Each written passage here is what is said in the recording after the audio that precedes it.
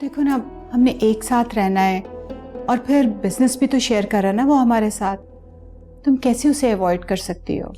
और जो शरीफ घर की लड़कियां होती हैं ना, ये बड़ा मसला करती हैं यार। बात बात पे सवाब गुनाह, और फिर शादी से कम तो बात नहीं करती। और मुझे नहीं लगता कि आज तक तुमने कभी भी ऐसी कोई रीजन दिया कि तुम पे ट्रस्ट ना किया जाए। अगर कभी भी मुझे ऐसा कुछ महसूस हुआ तो आई डेफिनेटली टेल यू। तू मेरा है जुनून, तू मेरी है दुआ, तू इश्क मेरा, तू इश्क मेरा, तू इश्क मेरा।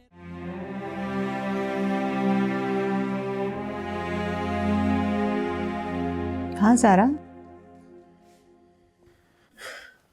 मॉम, वो आपके अहमर साहब मिलना चाह रहे थे मुझसे। क्यों?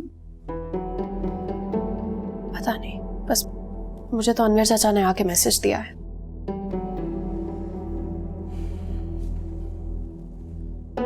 अच्छा,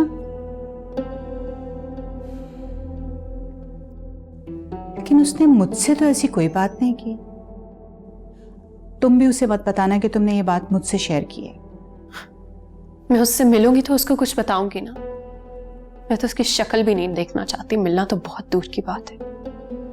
आपको पता है, उसको जब भी देखती हूँ ना, मुझे वही सारा मंजर याद आने लग जाता है जो मैं कभी भी याद नहीं करना चाहती।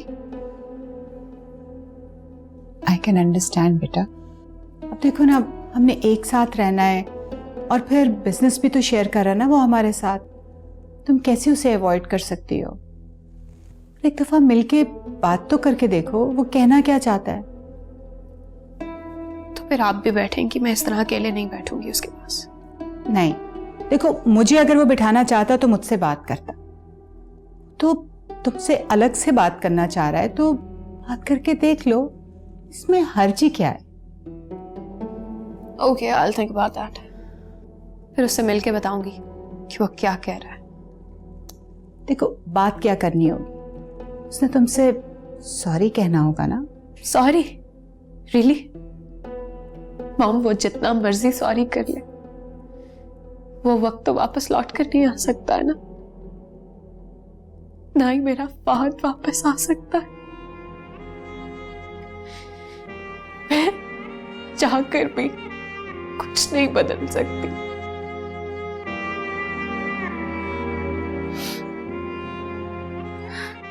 I can understand. प्लीज सारा, बेटा रिलैक्स।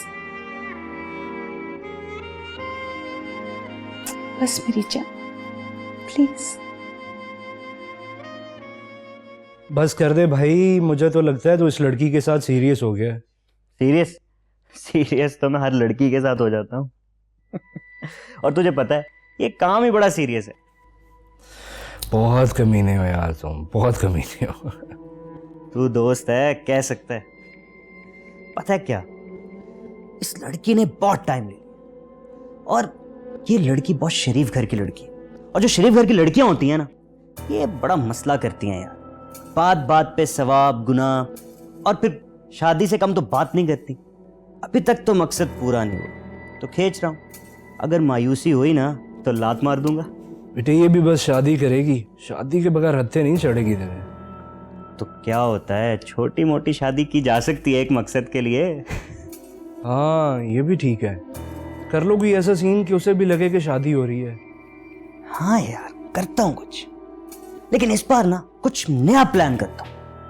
जो भी करना है भाई जल्दी करो, इसको इतना लंबा नहीं खींचो, वरना इस तरह की लड़कियां चिपक जाए ना तो कब्र में पहुंचा के दम लेती हैं। अरे नहीं, तू देखता जा, लगता है तू मुझे जानता नहीं है। जानता हूँ, इसीलिए तो हैरान हूँ कि इतना लंबा क्यों ले गया इसको तू। पास केस कुछ लंबे खिंच जाते। अब टाइम इतना हो गया है तो मकसद पूरा किए बगैर छोड़ना भी तो बेइज्जती वाली बात है। हाँ यार, टाइम तो वाकई बहुत लग गया है। अब इतना टाइम इन्वेस्ट किया तो आउटपुट तो आनी चाहिए। हाँ, टाइम की इन्वेस्टमेंट है, पूरी करके छोड़ूंगा।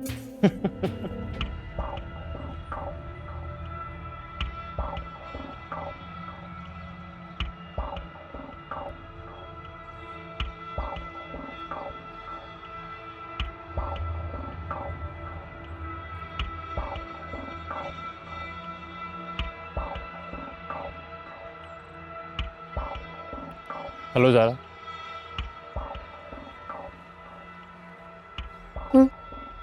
आप बैठे, तुमसे बात करनी है। बोलो। बैठो प्लीज़, हैव अ सीट। बैठो ना। कोई ऐसी ख़ास बात नहीं है, बस कुछ दिनों पहले तुमसे मैंने जो इमोशनल होकर उल्टी सीधी बातें कर दी थी, उसके लिए माफ़ी चाहता। बस छोटी मोटी कुछ और बातें करनी है। तुम कहो, मैं सुन रही हूँ। बात यह है कि जो कुछ हुआ सो हुआ, मैं डिटेल में नहीं जाता, लेकिन अब सूरत हाल ये है कि हम कारोबार में एक साथ हैं, घर में एक साथ हैं और एक रिश्ता भी रहा है हमारा। मतलब की बात करो अमर। वही कर रहा हूँ। बात यह है कि इस टेंस माहौल को ख़त्म होना चाहिए, या फिर तुम मुझे बता दो। मैं क्या बता दूँ? देखो, दो ही सूरतें होती हैं, या तो आप साथ चल रहे होते हैं या फिर रास्ते जुदा कर लेते हैं। समझी नहीं हो तुम्हारी बात। देखो, सीधी सी बात है, हम बिजनेस में एक साथ, तुम कंपनी की बाकायदा डायरेक्टर हो, हमें मिलना जुलना पड़ेगा, हमें डिस्कशंस करनी पड़ेंगी, तो इसलिए चीज़ें साफ होनी चाहिए, दिल साफ होना चाहिए। लेकिन ये बातें तुम मुझसे क्यों कर रहे हो? ये तो अम्मी से करने वाली है। देखो, मैं अम्मी से सिर्फ एक लिमिट तक बात कर सकता हूँ, उनसे मेरा इज्जत का रिश्ता है, वो माँ है मेरी, वो समझ नहीं पाएंगी। तुम उनको कन्वे कर सकती हो, आपस में डिस्कस कर सकते हो। अमर, तुम बिजनेस से अलग होना चाह रहे हो क्या? नहीं नहीं, मेरा ऐसा कोई इरादा नहीं है। मेरा मकसद इस काम को आगे बढ़ाने का। मैंने इस बिजनेस को ज़िंदगी दी है, अब तक जो सीखा वो किया। सब कुछ कौन करता था? मैं ही करता था, और कर रहा हूँ इनफैक्ट। लेकिन ज़ारा, बहुत अजीब सी सिचुएशन होती जा रही है। तुम्हारे जहन में पता नहीं क्या है, मामा पता नहीं क्या सोच रही हैं। हमें बाकी मामला को साइड पे करके कम से कम बिजनेस के मामला में तो एक होना चाहिए। आप सबको मुझे एतमाद देना होगा, तभी मैं कुछ कर पाऊंगा। पता नहीं मैं तुम्हें समझा भी पा रहा हूँ या नहीं। मैं तुम्हारी बात समझ रही हूँ, हमारी तरफ से ऐसा कोई भी मसला नहीं है। और वैसे भी बिजनेस के मामला बहुत नीट एंड क्लीन होते हैं। कोई चाहे कुछ भी कहे, फिगर्स बोलते हैं। फिगर्स देख के सब पता चल जाता है कि कंपनी की क्या परफॉर्मेंस और क्या प्रोग्रेस है। बिजनेस के मामलात में तो इतना मैं भी जानती हूँ कि क्या सही है क्या गलत।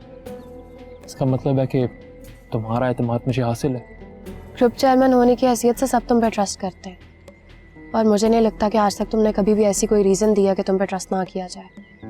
अगर कभी भी मुझे ऐसा कुछ महसूस हुआ तो I will definitely tell you.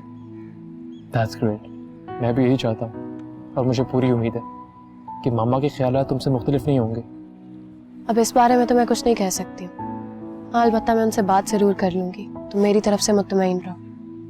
देखो, ये फैमिली बिजनेस है, और मैं कभी भी ऐसा नहीं चाहूँगी कि ये मेरी ज़ाती पसंद या ना की भेंट चढ़ जाए।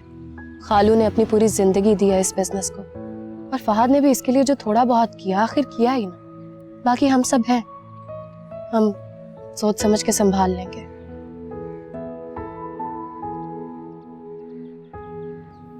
Thank you Zara, thank you very much.